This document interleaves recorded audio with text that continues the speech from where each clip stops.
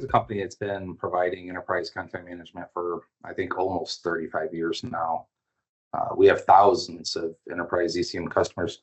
And we service both, cloud customers and on-premise solutions. So we have a very wide swath of customer bases. But obviously, and the reason why we're talking today is we've more recently, launched our Content Innovation Cloud. Essentially, AI enables our customers unstructured data for agential workflows.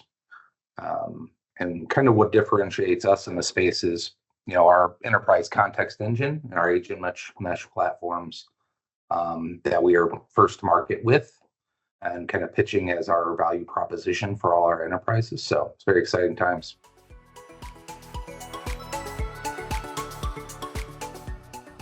I think there's a lot of learnings along the way, that we've had as an organization partnering with our customers. I think it's not real, like identifying that the hardest problems aren't really the model quality or the prompt engineering, but really about the system behavior under real world conditions, and then the context engineering around that. When you move from the lab or a demo environment into production, agents stop being, this neat little demo and start acting like, what they are, distributed, probabilistic models, right? That are non-deterministic. So I think the orchestration layer is kind of the real product. Everybody obsesses over the LLM or the embeddings or whatever it is, but the differentiator is how you design how those systems work together. And, things like the basic stuff like retries, timeouts, and monitoring and rate limiting, right, are things that everybody faces, every organization, every enterprise. And for us to be able to handle that for the agents is really nice for our customers. That's how you determine if, it's reliable under 1,000 requests or one request, right? Being able to actually do it at the enterprise scale. And then, some of the other things too is, determinism is greater than cleverness, right? So you can show a really cool demo to a customer, and it's pretty neat to see their eyes widen whenever you have an agent that did something really creative, right? But we need some agents to be deterministic, to always do what you ask them to do and never stray off course, right? So it's got to be boringly predictable. Be able to, work with your customers to say, hey, look, our agents do the same thing every time when you plug them in this process, and be able to prove and show that they've done that, right? And then, human in the loop. So, I don't find this to be a crutch right now. I think a lot of people want to make these systems that don't require any overview or insight, but, for our toughest workflows, you can't expect the agent to be 100% autonomous. You've got to be realistic. You've got to have escalation paths, and you've got to have human review in your process so that when your customers are implementing your platform, they really understand and trust what your system is capable of doing. And some of those guardrails might drop down a little bit as they get more familiar with your solution. But I think building that in as part of your process is important.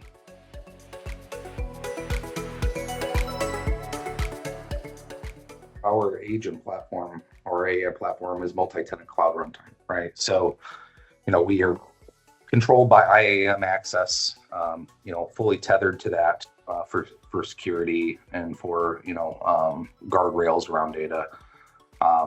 We do have things like our content federation service that enables, talking to data on-prem.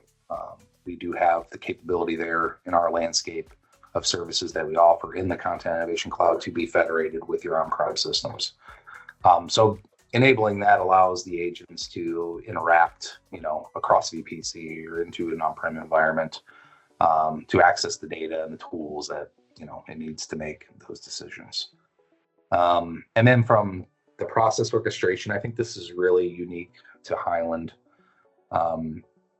We have many orchestration engines because that's what we've built. Right. So our platforms, Onbase, Alfresco, Nuxeo, that's what they do. They're orchestration engines. And so being able to integrate agents inside of business processes that already exist, I think is a majority of the battle.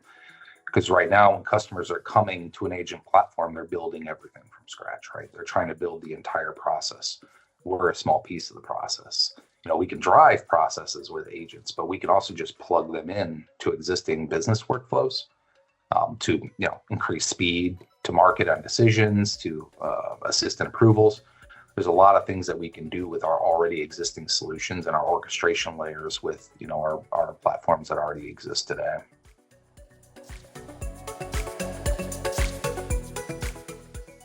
We have our agent builder, but it's running on top of our agent core runtime. Our agent core runtime manages our MCP, tool registration, short and long-term memory. And then also that leverages in that AI platform space that I was talking about, our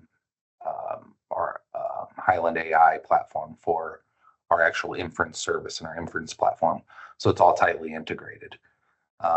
We talked about how it uses content federation service, but we also have MCP, right, for external APIs for our system APIs around Alfresco and Onbase.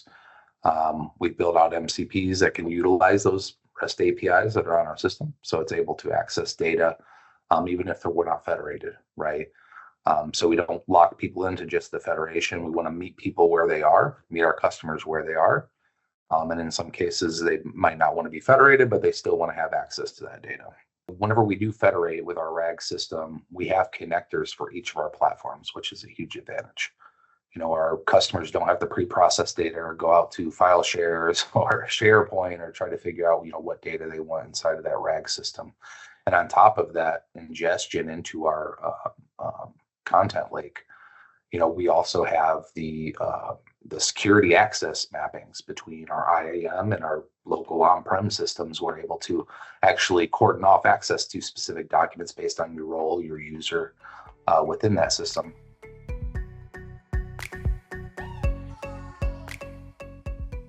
What I think the most important part of evaluations are, trust for the customer. We kind of touched on this earlier that making something repeatable, and then also making sure that it's doing the same thing over time, because the data landscape changes, right? Being able to understand that processes based on content often change. Let's just use a simple example of, invoices. Amazon now changes the way they're, providing their invoice format, right? So you've got to be able to deliver that context and be able to validate that whenever you are running that agent with different framed data, that it's performing the same way.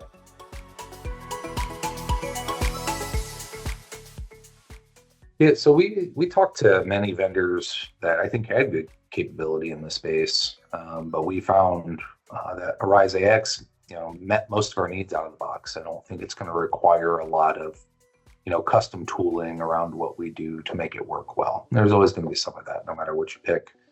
But we need end-to-end ML observability. Not even just for agents. We have plenty of other platforms. Our intelligent document processing, our generative models, or our predictive models.